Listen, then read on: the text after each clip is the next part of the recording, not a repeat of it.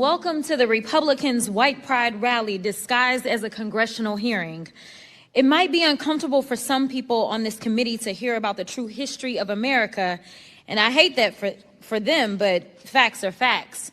And it's a fact that there is a violent, exclusionary, discriminatory, sexist, and racist part of American history, where our indigenous populations were forcibly displaced from their land, where thousands of Black people were unjustly lynched, where Black people were denied the right to vote, and they still trying to do it today, where women needed their husband's permission to open a bank account, where people with disabilities were routinely excluded from schools, workplaces, and public life, where 4 little Black girls were murdered by the KKK at the 16th Street Baptist Church, and a lot of this wasn't that long ago. This was a hearing on rewriting. The title of it was Rewriting American History, Examining the Smithsonian's Efforts to Reshape the Past.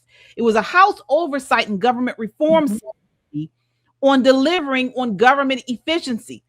Shelley, what is she talking about? I have no idea. You know, Jasmine is on her way out. So she's trying to throw everything in the kitchen sink plus some, okay? She's going to overload the sink, the dishwasher, and everything else. That's what she's doing on her last hurrah on her way out. I have absolutely no idea why this was important, except I guess she was trying to point out that the Smithsonians and all these museums are trying to rewrite history and exclude this part of American history. I guess that's what she was doing. But one of the things she said about the 4 little Black girls being murdered by the KKK, she forgot to mention that was the Democrat Party.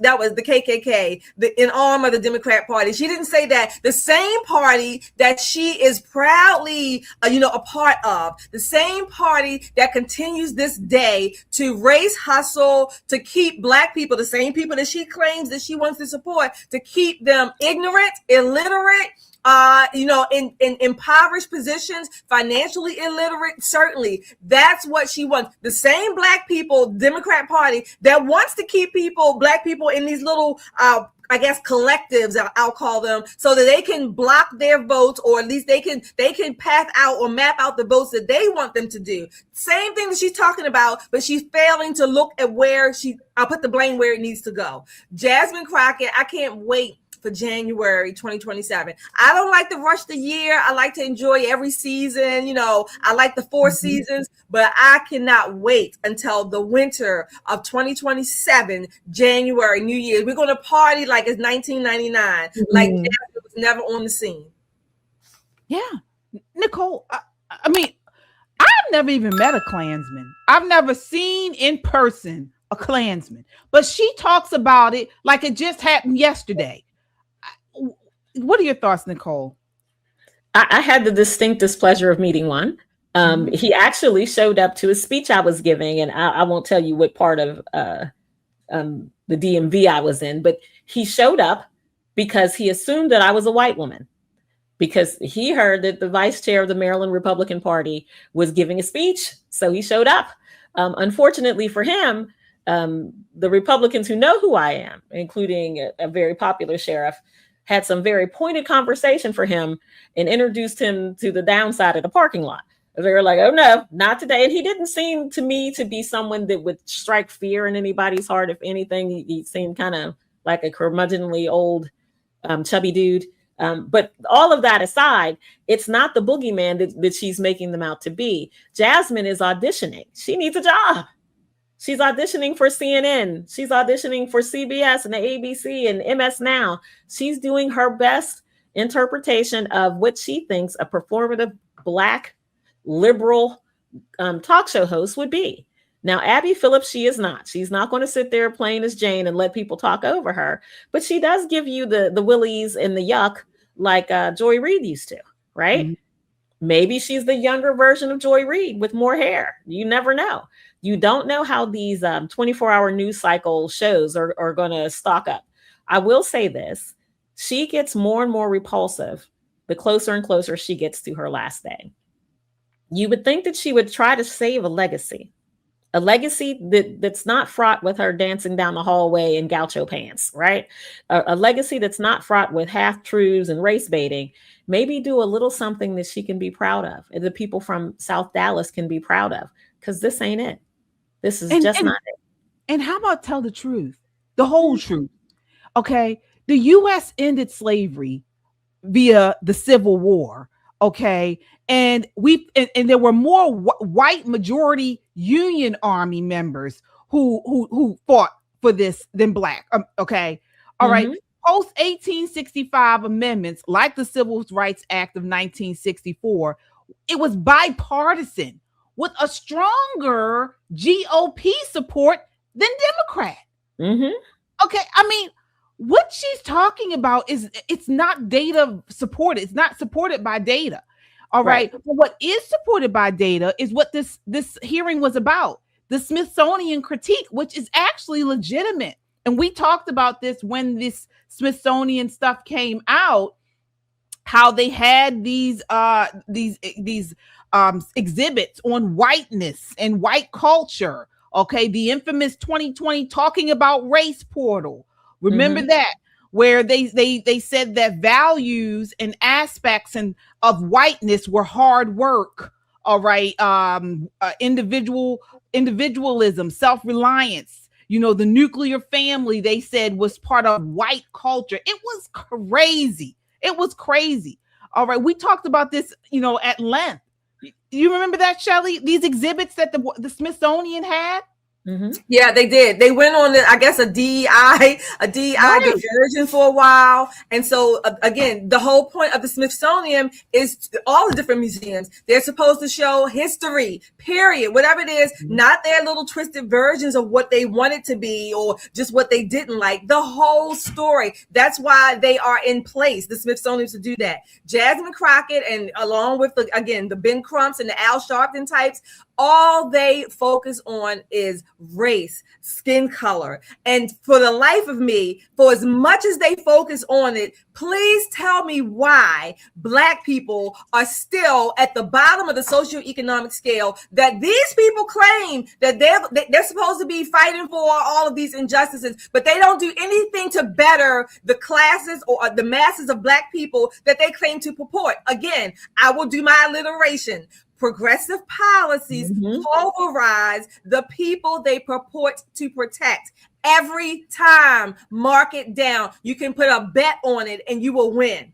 What's up, everybody? This is Poppin' Politics. Get your merch. Are you a Poppin' Politics fan? Are you unapologetically American? Or not Black, not white American? We got it all for you right here. Get your merch. Get the classic shirt. Classic. Goes with everything, comes in a variety of colors, smart, edgy, conservative, like us, like you. This is a great way to support the channel. Click the merch button. There is no shame in being an American. Get your shirt today and be unapologetic about it. Get your shirt, wear it, and be a proud American. You can get it all in t-shirts and hoodies. You can get it in stickers, on bags. You can get it all on our website, metroconservativemedia.com, or our YouTube page, Pop and Politics, and tag over to store. You can get your merch and show you're proud to be an American and support Pop and Politics. Yeah. I mean, the exhibits that this hearing is trying to, defund and get rid of and trying to talk about, they were disgusting. I mean, it really was. It was a heavy focus on the founders and the slavery ties. They had a Benjamin Franklin exhibit criticized for overemphasizing enslavement over his contributions. I mean, it's like it was so top heavy on slavery and not about, there was actual good things that happened during the founding. All right. It was a lack of major dedicated exhibits on the founding fathers, the Declaration of Independence, the Revolutionary War. None of this stuff had any heavy emphasis. It was on the opposite end. And this is what they're talking about.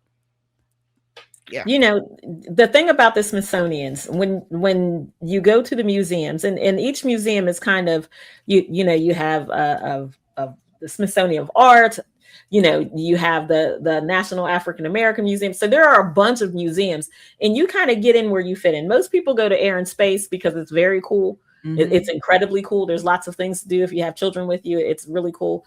But if there's one particular museum that doesn't fit what your version of history is, here's just honest to God truth. Walk the 3 blocks to the next one There's a little something for everybody. But what we cannot do is allow someone else's political leanings, the curators of the museum's political leanings, to dictate the truth of American history. Yes, we had some ugly stuff that happened early on, like many people. You know, when you first get started in things, you break some eggs.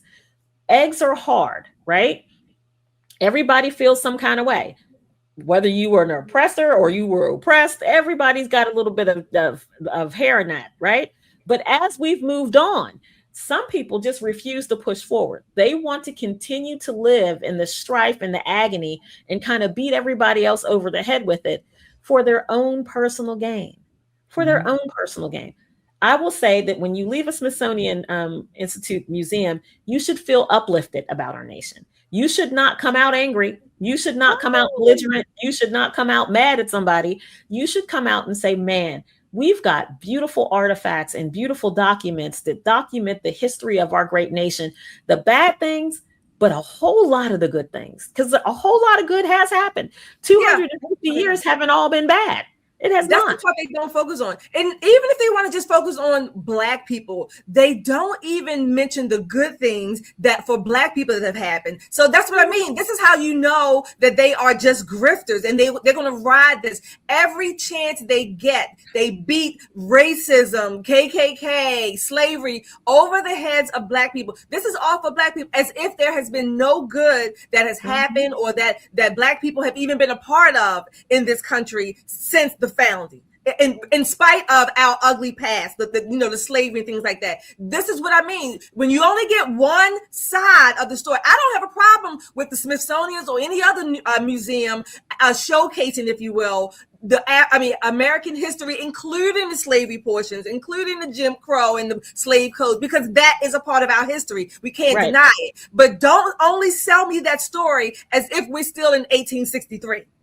Absolutely. And you have her opening up her comments at a legislative hearing, calling the opposing party a white supremacist. All right. And another thing, folks, we pay for this crap. Okay. Yep. We pay for this. I don't want to have a museum that I'm paying for, my tax dollars going towards. All right. That is not only it's just inaccurate. They're pushing these falsehoods that are just not right. And guess what? They send public school children to these museums every year. Private schools go to these museums, to be indoctrinated against our country. Then we wonder why our young children hate this place. All right. She talked this white supremacy hype is disgusting, and it's not true. The FBI and the DOJ data consistently show most domestic terrorism isn't organized white supremacists. It's street crime, gang violence. All right. And guess what? It's disproportionately Black per capita. All right. You also have Islamist threats and lone actors. These are what dominate this type of stuff, not with white supremacists. It's sick what she's doing. It really is. And we got to continue to call it out.